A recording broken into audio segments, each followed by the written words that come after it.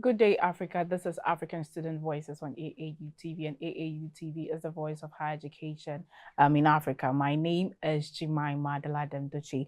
Today, we are taking a very different but equally exciting turn where we want to spotlight a student. I'm sure you can't wait to know who she is. Of course, I have with me an amazing student here on African Student Voices. But before I introduce her, we'll go for a quick break, and when we come back, I'll introduce my lovely guest and we'll delve into the conversation. Stay tuned.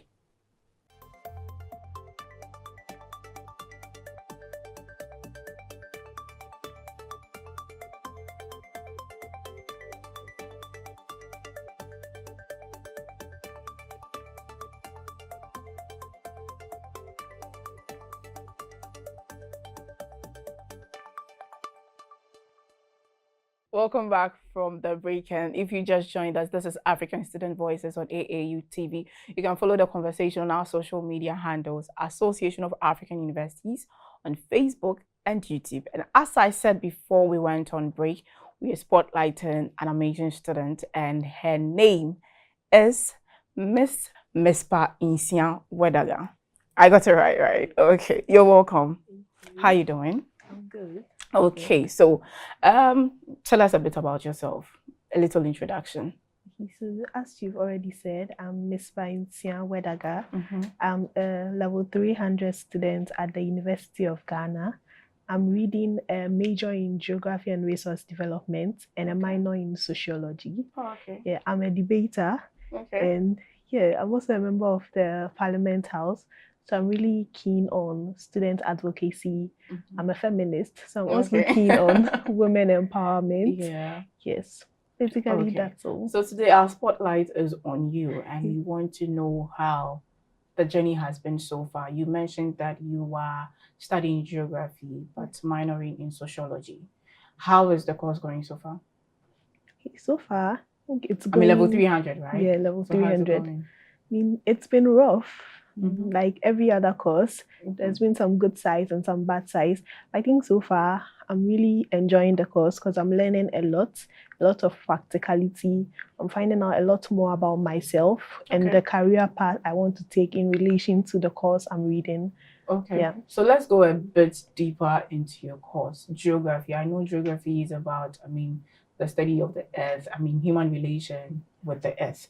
Let's go into details what exactly your course entails, and seeing that you are minoring, sociology. So what does this whole course entail? Yeah, so geography is actually a very wide space. Okay. And there are different sections within geography. So even as you said, geography is studying the earth, the earth's processes, and then human interactions with the earth. Okay. And then we have sections within geography. We have the physical geography aspect, where we study the landforms. So let's say an example can be how mountains are formed, how plains are formed. We study the climate. So climatic and weather conditions. That's why when people hear, oh, you read geography, they're like, so you are going to be a weather forecaster. It's a part of geography. Okay. And then we also have remote sensing and GIS, which is more technical. So we use software, and we use computers, machines to sense or to map places. So we can map fields, rivers, settlements. So that's remote sensing and GIS. We also have human geography, where you learn more about people and then about their cultures.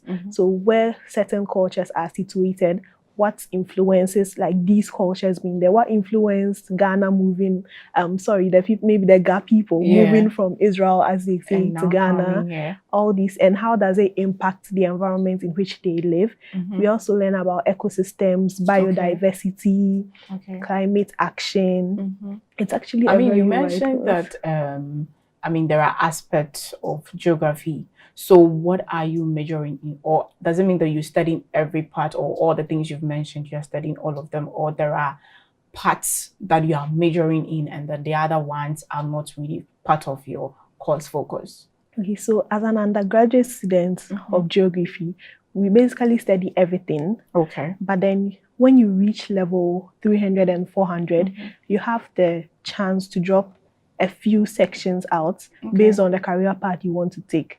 but then you're basically learning everything. Then after your undergraduate, you can do your master's degree, furthering in the particular field you want to further in.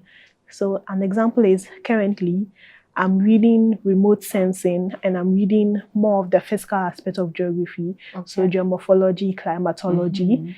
But then there are other people who may be reading more of urban geography, or which deals more with urban development and then settlement planning. Yes. So now let's come to, you mentioned the focus on which you are on. Now let's talk more about the focus where you are targeting per your course of study, and then let's look at how, and even in your submission, you made mention of the fact that, some are practical, or there's a practicality in the course you're studying. Now, let's talk about your focus in geography. The things you are focusing on, and how practical or theoretical the course has been.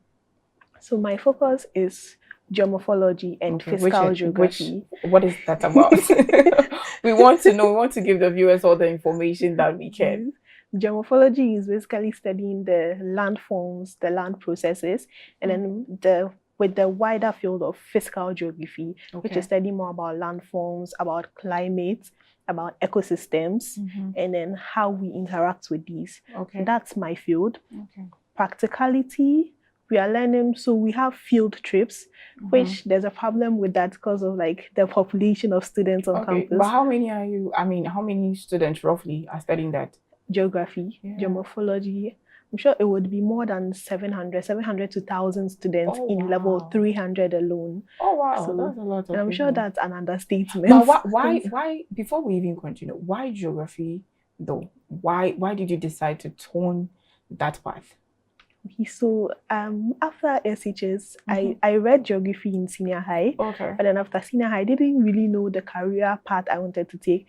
Mostly because we've internalized law, engineering, those are like the dream careers. And so I had to... those are the dream careers. People equally like sociology or would want to venture that. Yeah, but you see in Ghana, people will tell you, what job are you going to read after you come out with years? Exactly. So I had to take a gap year and then sit down and really look into what I really am passionate about.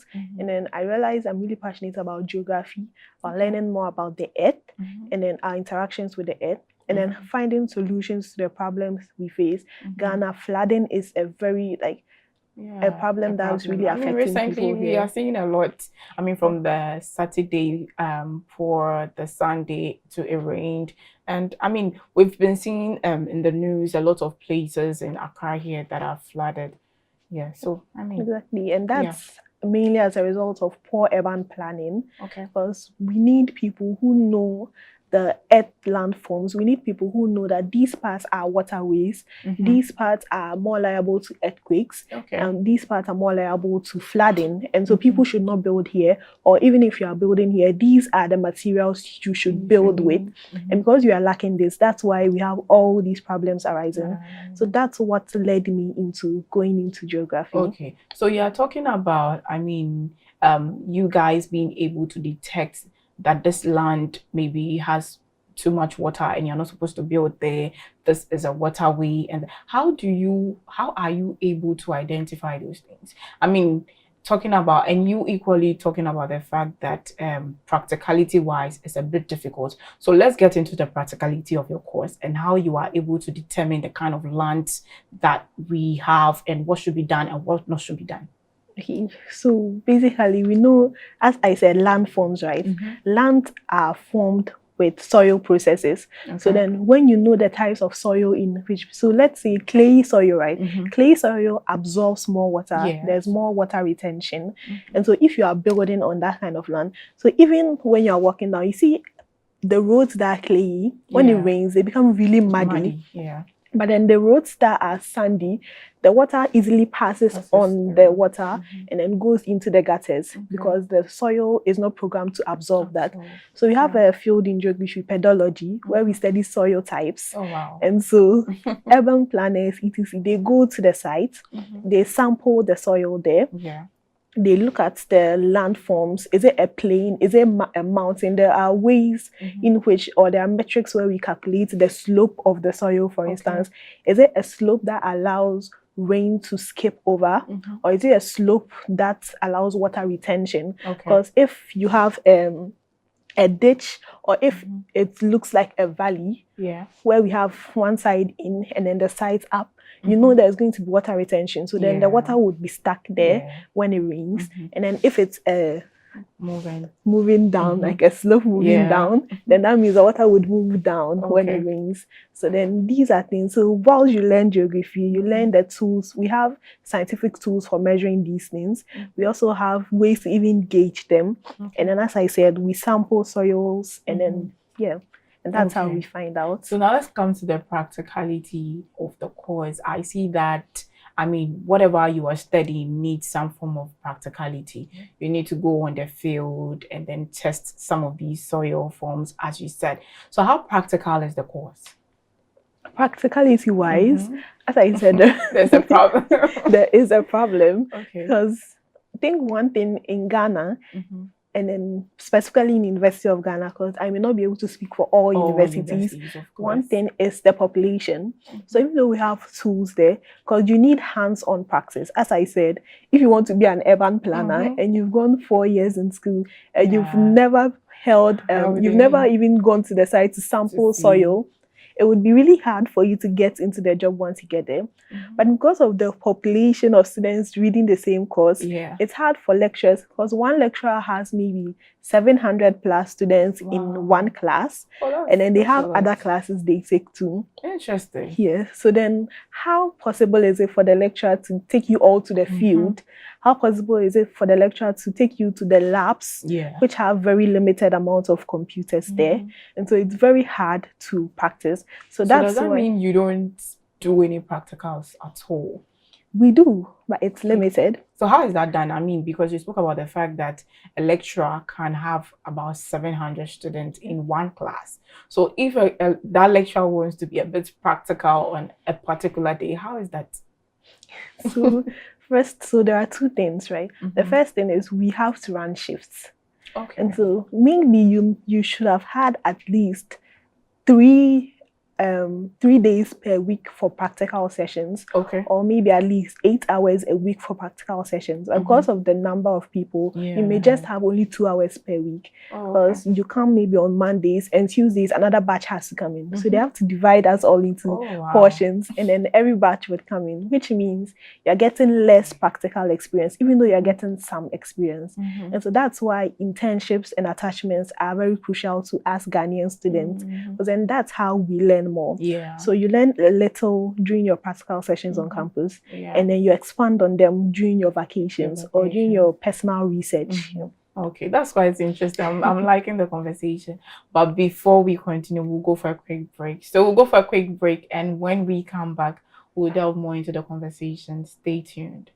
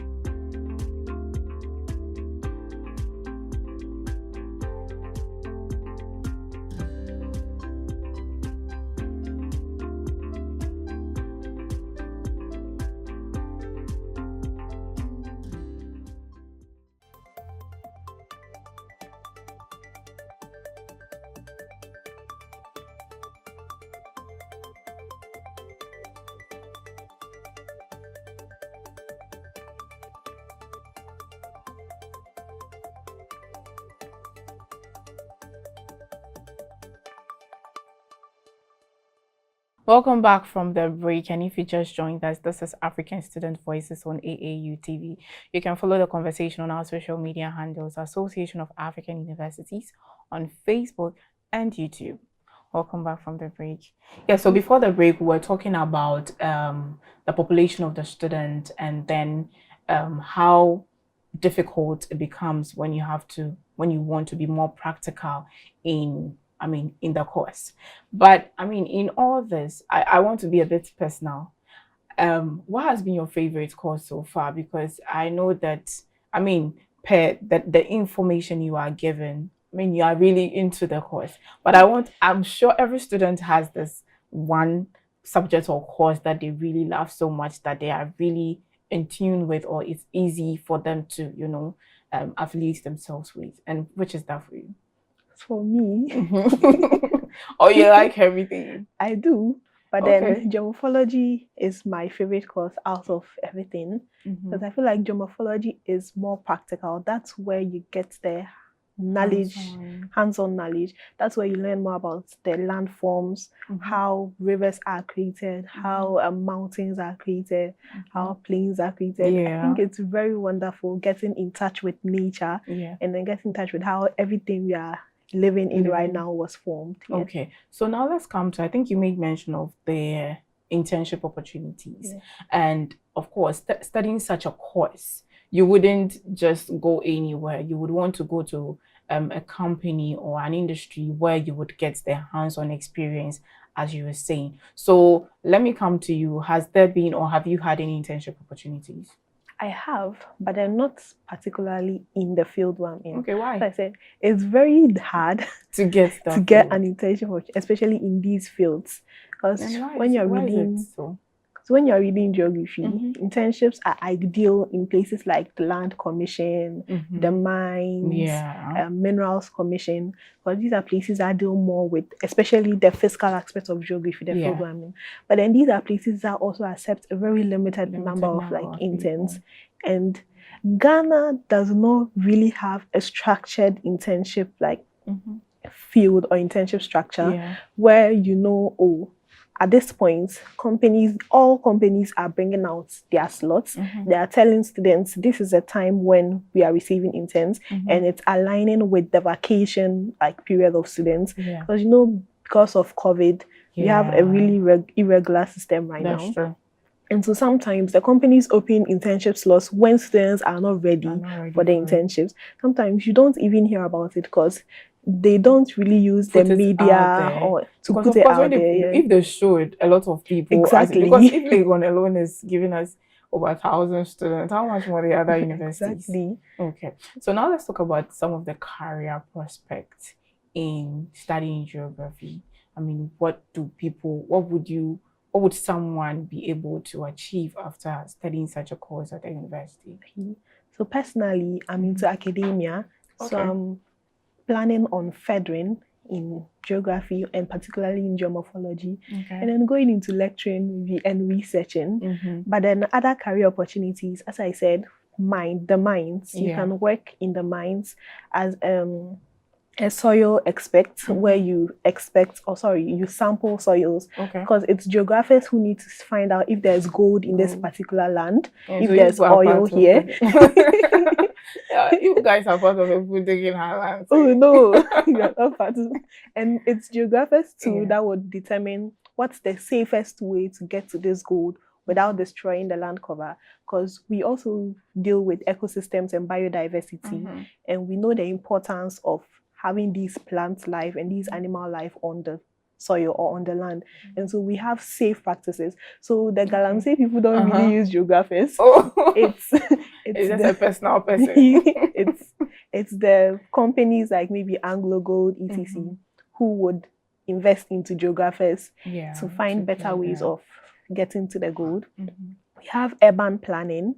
So geographers work with the government to plan settlements, to plan who are building in waterways, what's the best structure to put these lands on, so that we have better roads, so that we have access to roads, access to hospitals, where to situate these very important social amenities. Those are also places geographers can work at. Geographers can also work with GIS, GIS specialists, which is using computers for remote sensing to map out settlements, to map map out places, So something like COVID-19, it's geographers that would map out where are the places that have been highly affected by COVID, where are the places that have not been affected, flooding, where are places that have been affected. So something like the dam spillage, is geographers that have to realize this village is going to affect these number of villages, and so we should evacuate these villages first, or there's a better way to actually spill this without it affecting these people. So those are places geographers can work with. But do you think geographers, because I think from the info you're given, geographers are very important.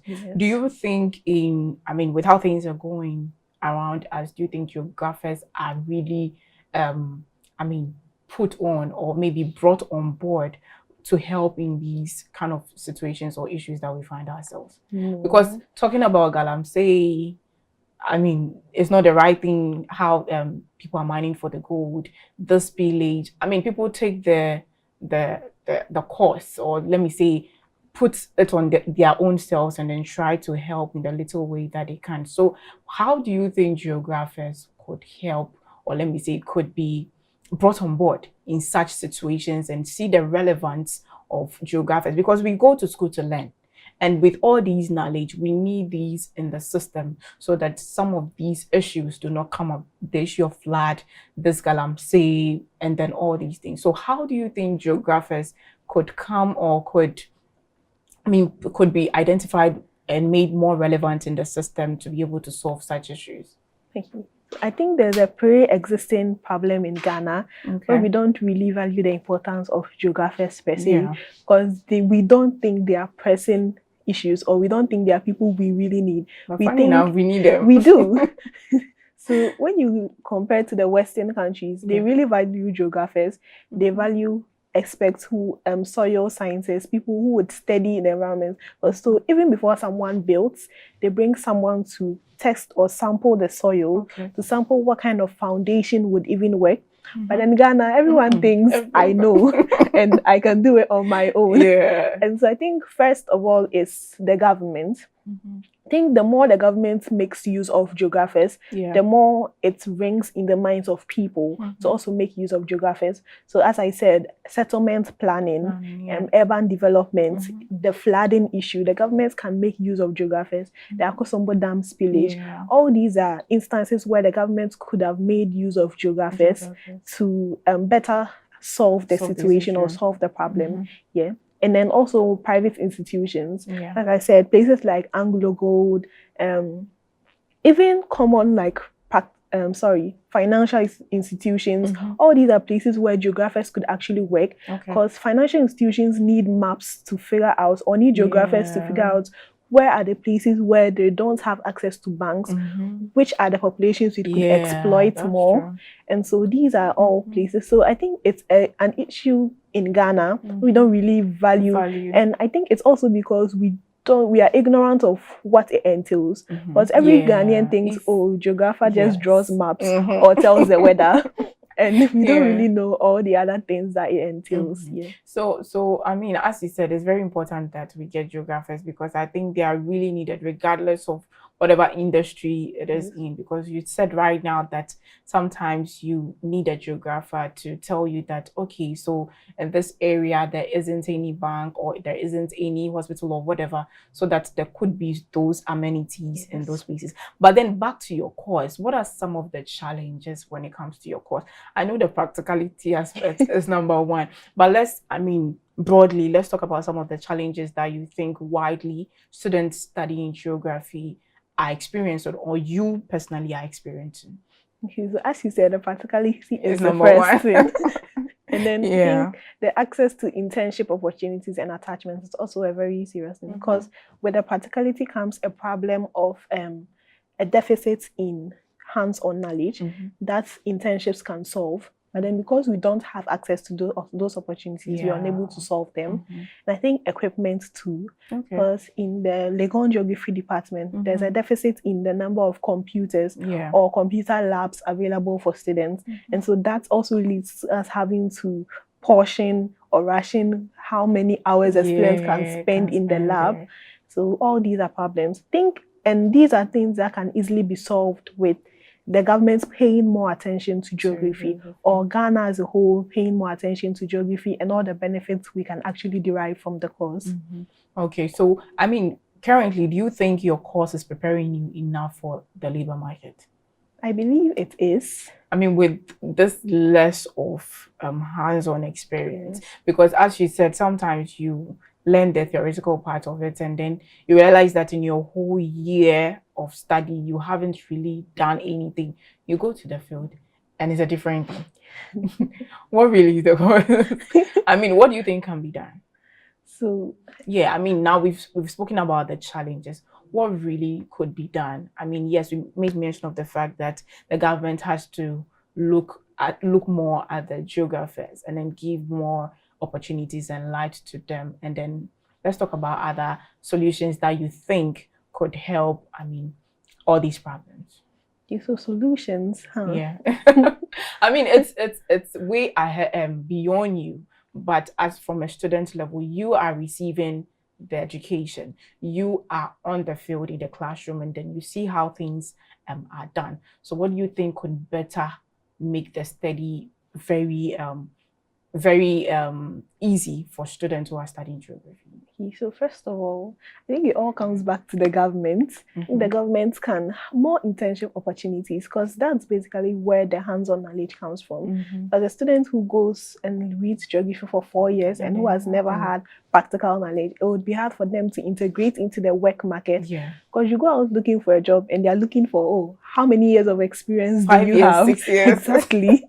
And so it's integrating it into the school systems. So I think that's also one thing that is lacking, because you go to a school and then when you're looking for an internship, you have to personally go around searching for the companies. I think that's something that can be done, integrating internships and attachments into the school systems, because the same thing is being done for nursing students, it's been done for medical students, where their colleges work with companies to get attachments for them. But then why is it not being done for other students? It comes back to the government not paying enough attention or feeling that geography is as important as medicine is, for instance. And so that's one thing, us working on integrating internships and attachments into the college system or into the school system, so that students come out with more knowledge. And also exchange programs, because there are some landforms we may be working about, or there are some problems in Ghana where other countries had those problems, but they've already had solutions to the problems. I think it's one thing where governments could have a number of geography students, get them on exchange programs into other countries, study these solutions, and then to come and apply them here in Ghana. But funny enough, they won't come back. So before we go, what advice would you give to a student who is considering to study geography? For a student who is considering to study geography. I mean, as you said, people have, excuse me, say shallow minds when it comes to geography. People just for like weather forecast. But then talking about it now, it entails a lot. And then there are quite interesting fields to this. So what advice what advice would you give to students who are considering such a program? So first of all, I would tell the student to study their self first. Study your passions. What is your career goal? What do you want to achieve at the end of everything? What are the things you are passionate about?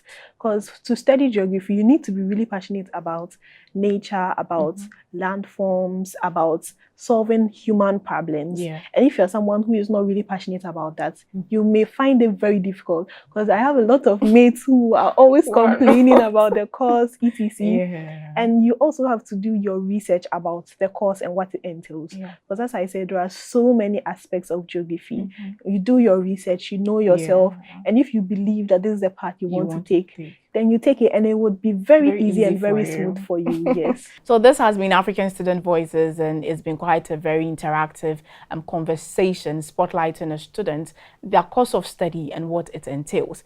You can follow the conversation on our social media handles, Association of African Universities, on Facebook and YouTube. My name is Jemima Daladem Tucci. See you same time next time. Bye.